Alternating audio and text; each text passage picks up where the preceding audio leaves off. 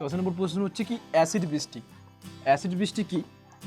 Acid বৃষ্টি হচ্ছে, এটা আমি বলে দিচ্ছি। অ্যাসিড বৃষ্টিটা কি না, কলকারখানা, তাপবিদ্যুৎ কেন্দ্র, কয়লার থেকে কারখানা থেকে বা পেট্রোলিয়াম শোধনাগার থেকে নির্গত কি CO2, NO2, SO3, SO2 এইসব গ্যাসগুলো জলের সাথে বিক্রিয়া কী করে কী তৈরি করে, দেখো তো আমি বলে দিলাম।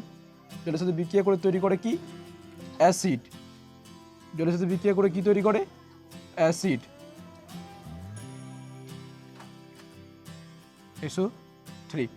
আর SO3 যদি নিই, H2 যদি বিক্রিয়া করে কি তৈরি করবে H2SO4।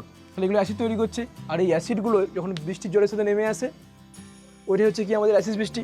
এবার কিন্তু বলে অ্যাসিড বৃষ্টির দুটি ক্ষতিকারক প্রভাব লিখো, তখন তোমরা কি বলবে না অ্যাসিড বৃষ্টির ফলে কি আমার যে মাটির অম্লতা বৃদ্ধি পাচ্ছে, ঠিক আছে। আর যে তাজমহল, আমাদের প্রিয় জিনিস তাজমহল, শাহজাহানের তৈরি না মমতাজের জন্য, তাহলে ওই শাহজাহানের কি মানে শাহজাহানের নয়, ওই যে যমুনা নদীর তীরে যে তাজমহলটা আছে ওর কি হয় ক্ষতিগ্রস্ত হচ্ছে।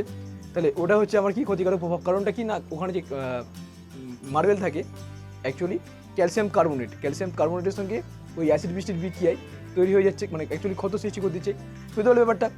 তাই আমি বলে দিলাম অ্যাসিড বৃষ্টির ব্যাপারটা ক্লিয়ার হয়ে গেল। তাহলে অ্যাসিড বৃষ্টিটা হয়ে গেল। এবার যেটা পরীক্ষায় আসে এখানে আর যেটা আছে পিএইচ।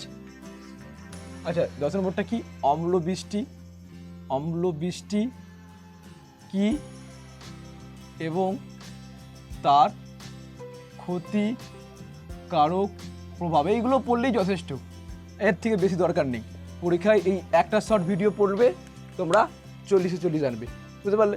তাহলে তোমাদের প্রত্যেকেরই, আমার বাচ্চাগুলো সবাই পাবে, কিন্তু প্রশ্ন হচ্ছে ওরা পড়েনি। তোমরা একটু দেখে পড়ার দরকার নেই, এই একটা শর্ট ভিডিও দেখে পরীক্ষা দিতে চলে যাবে, হয়ে যাবে।